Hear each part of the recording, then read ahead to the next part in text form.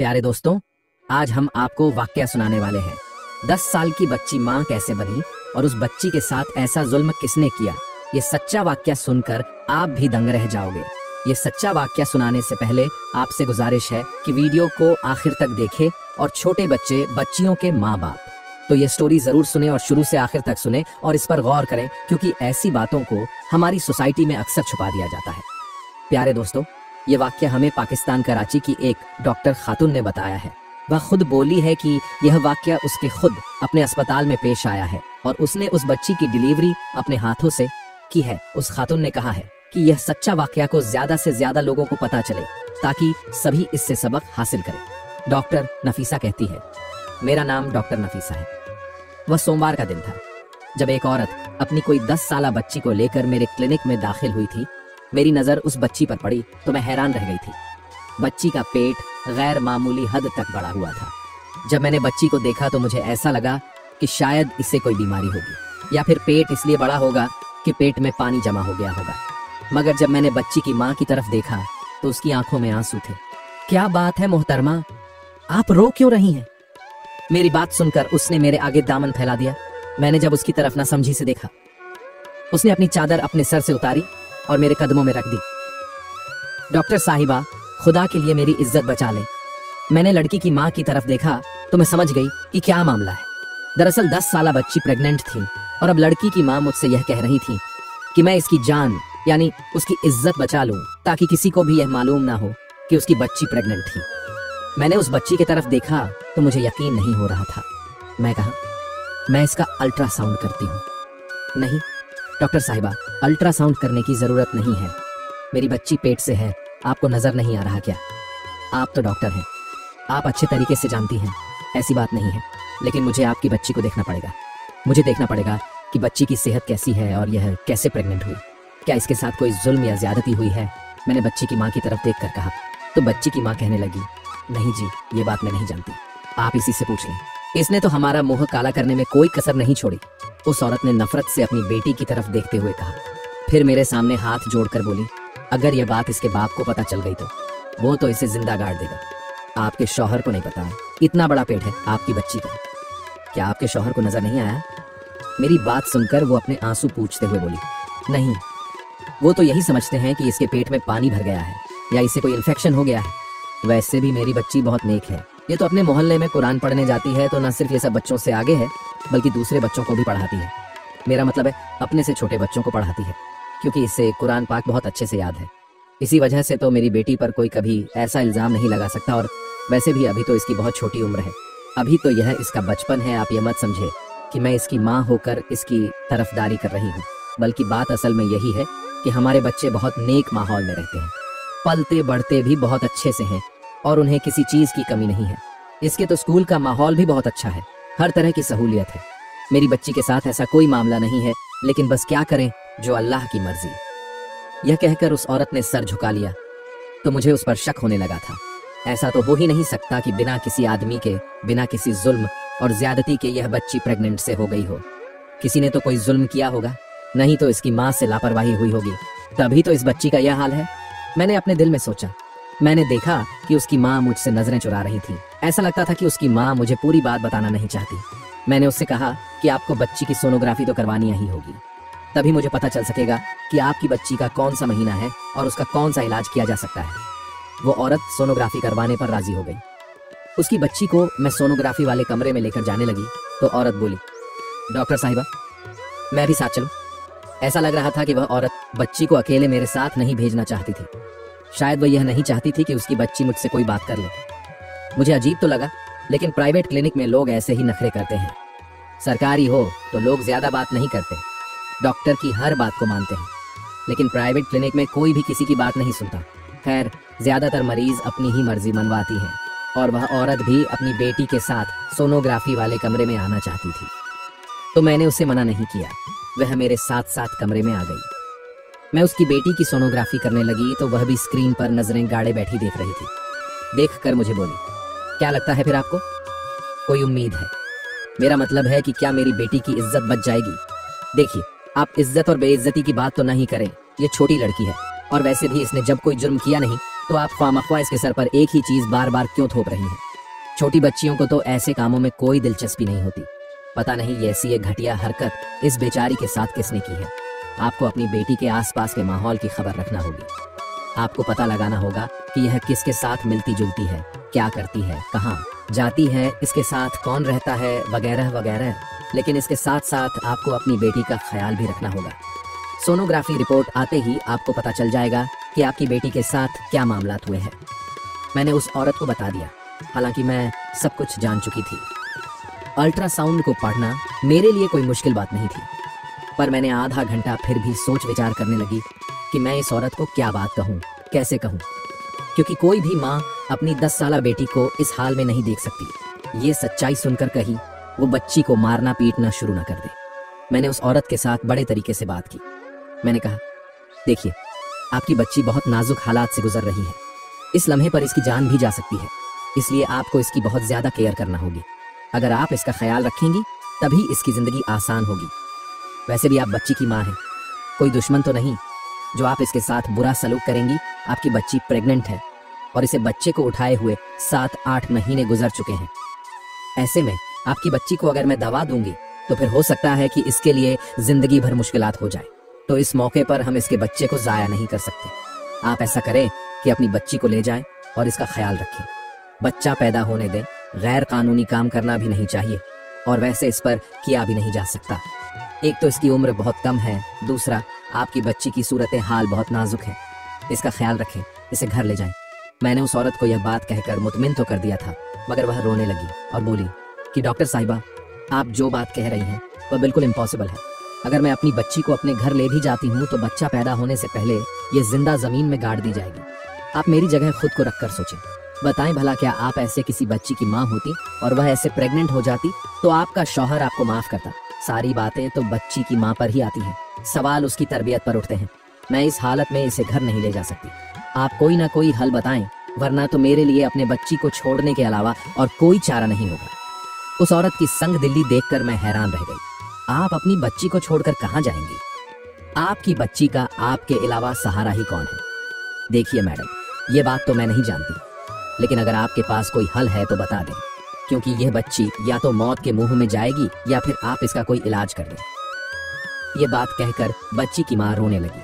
तब मैंने बच्ची की माँ को एक पेशकश की। मैंने उस औरत से एक बात कही कि अगर तुम अपनी बच्ची को मेरे क्लिनिक पर ही रहने दो, बच्चा पैदा होने तक उसे घर ना लेकर जाओ, तो क्या यह मुमकिन है? उसने झट से कहा, हाँ, ऐसा तो मुमकिन है। मैं अपने शौहर से कह दूंगी कि मैंने अपनी बेटी को अपनी बहन के घर भेजा है। बहनें तो सांझी होती हैं, वह मेरा साथ जरूर देगी। उसे भी पता है कि मेरी बच्ची के साथ क्या मामला है। आप बताएं, आप इस काम के कितने पैसे लेंगी? वह औरत बीमार भी थी और साथ में मजबूर भी, अपनी बेटी के लिए बहुत परेशान हो रही थी। मैंने उसे तसल्ली दी और कहा, मुझे आपसे कोई पैसे नहीं चाहिए, मैं तो बस इस बच्ची पर तरस खाकर आपको यह बात कह रही हूँ। वैसे भी मेरे क्लिनिक में रात के वक्त कोई नहीं होता, मैं ही होती हूँ, तो मैं इसका ख्याल रखूंगी और बाकी का वक्त मैं इसे अपने घर लेकर जाऊंगी। आपको अगर मुझ पर भरोसा है तो फिर इसे यहीं पर छोड़कर जाइए। उस बच्ची की माँ को और क्या चाहिए था, वह तो पहले ही परेशान थी। कहने लगी कि ठीक है, मैं इसे यही छोड़ जाऊंगी। उसके जाने के बाद मैंने बच्ची से पूछा, बेटा क्या तुम स्कूल जाती हो? उसने मुझे सारी बातें बता दी। मेरा शक था कि शायद स्कूल में या वैन वाले ने उसके साथ कुछ ऐसी हरकत की हो जिसके नतीजे में ऐसा हो गया हो, मगर ऐसा बिल्कुल भी नहीं था। बच्ची ने मुझे ऐसी कोई मालूमात नहीं बताई, हालांकि वह डरी हुई भी नहीं थी। लगता था कि बच्ची के इल्म में यह बात है ही नहीं कि उसके साथ हुआ क्या, कब हुआ, कैसे हुआ। वह मुझसे अपने पेट पर हाथ रखकर मासूमियत से पूछने लगी, डॉक्टर साहिबा, क्या मेरे भी बच्चे होंगे? मैं अम्मा बन जाऊंगी। हाँ बेटा, तुम अम्मा तो बन जाओगी, लेकिन इसके लिए तुम्हें बहुत एहतियात करने की जरूरत है। साथ ही मैंने उसे उछल कूद करने से मना कर दिया। कहा कि अब तुम्हें बस अपना ख्याल रखना होगा, आराम वगैरह करना होगा। अपने लिए दुआ करो और याद करने की कोशिश करो कि अगर किसी ने कभी तुम्हारे साथ कोई गैर मामूली रवैया रखा हो तो मुझे सच सच बता दो। उसने तो नासमझी में सर हिला दिया। बोली कि ऐसा आज तक कभी भी नहीं हुआ, मुझे किसी ने कुछ नहीं कहा। मैं उसकी बातों को समझ तो रही थी, मगर यकीन नहीं आ रहा था। बच्ची की माँ अगले दिन आई। उसके पास हलवा और बहुत सारी ऐसी खुश्क चीजें थीं जो कि उसने बच्ची के लिए दी। मैंने बच्ची की माँ से वह सब कुछ ले लिया और क्लिनिक में ही रख दिया। बच्ची की माँ ने यह भी कहा कि वह उसे अक्सर औकात मिलने आती रहेगी। बच्ची अपनी माँ को याद तो करती थी, मगर साथ ही साथ परेशान भी होती थी कि आखिर उसके साथ यह सब क्या हो रहा है। खैर, मैंने उसे क्लिनिक में ही रख लिया। उसके दिन अब करीब आ रहे थे। मुझे परेशानी भी थी कि कहीं इस बच्ची का केस कोई गैर मामूली सूरत हाल इख्तियार न कर ले, क्योंकि मैंने तो उसकी माँ से कह रखा था कि उसे परेशानी की ज़रूरत नहीं है। उसकी बच्ची का केस मेरे हाथ में है तो मैं उसे बर्बाद नहीं होने दूंगी, ना ही उसके मुस्तकबिल पर कोई फ़र्क पड़ेगा। खैर, विलादत के दिन उसने 2 खूबसूरत बच्चों को जन्म दिया। बच्चे गोल मटोल, प्यारे और सेहतमंद थे। मैंने उन बच्चों को देखा, मेरी तो हैरत की इंतहा ना रही। वो दोनों जुड़वा बच्चे थे। आज तक मैंने ऐसा होते नहीं देखा था। उस बच्ची की सेहत बहुत खराब थी। मैं उसे अस्पताल से सीधा घर ले गई। अब वह बड़ी बड़ी औरत मालूम हो रही थी। मुझे उसकी हालत पर दुख भी हो रहा था। मैंने उससे दोबारा पूछने की कोशिश की, लेकिन उस बच्ची को तो कुछ मालूम ही न था। बहरहाल, वह बच्चे तो उसी के थे। मैंने सख्ती से मना कर दिया कि घर में यह बात किसी को ना बताए।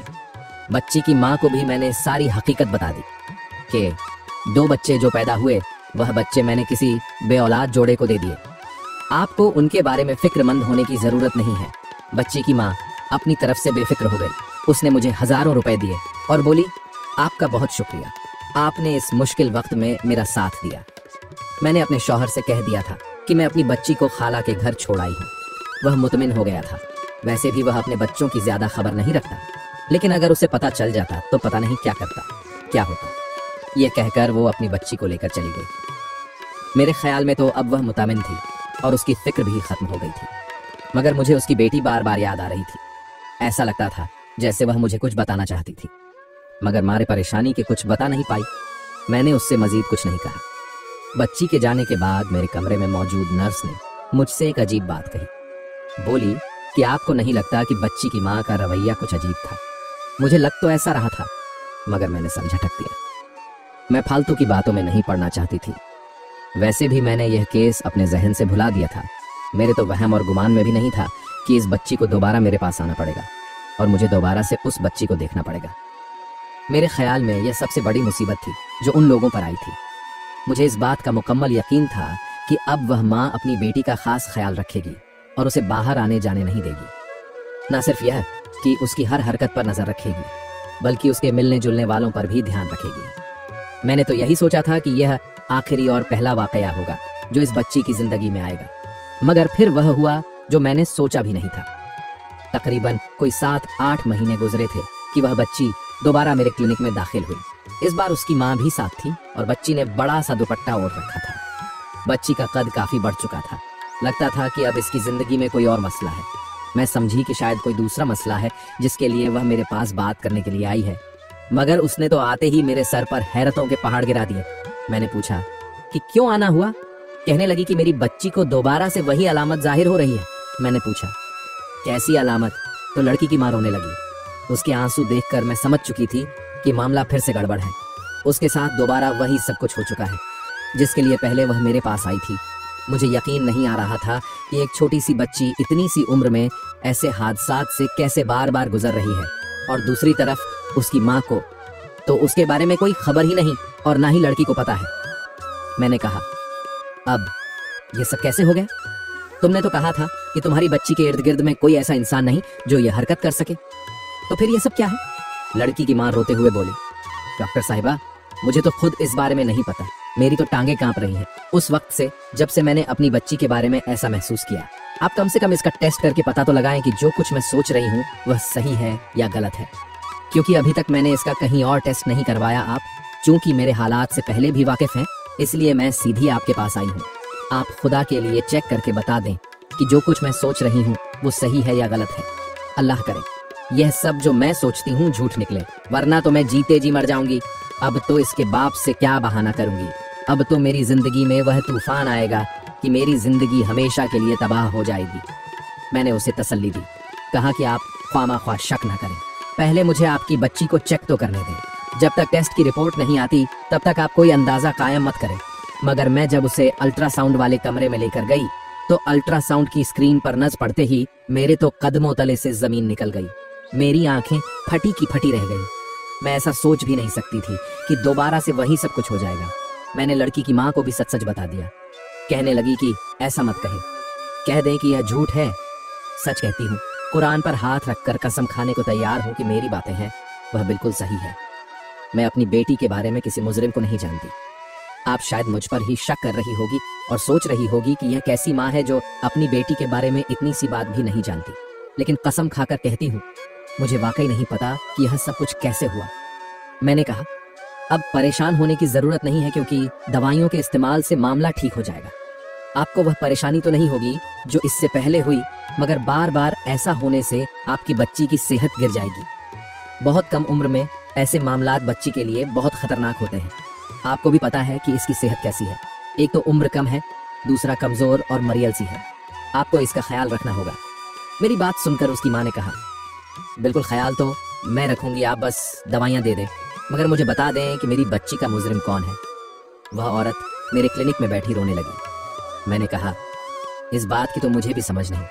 मैंने तो कई बार आपकी बच्ची से नफ्स हरबे आजमा कर यह पूछने की कोशिश की कि क्या उसकी नज़र में कोई मुजरिम है, तो उसने मुझे साफ मना कर दिया।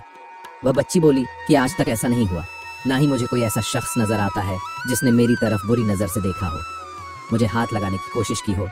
बस जो कुछ भी होता है वह अचानक होता है। मैं इस मामले में कुछ नहीं जानती। बच्ची की बात सुनकर मैं भी हैरान थी। मैंने सोचा था कि शायद यह आखिरी बार होगी। अब इस बच्ची के साथ कोई ऐसा मामला नहीं होगा।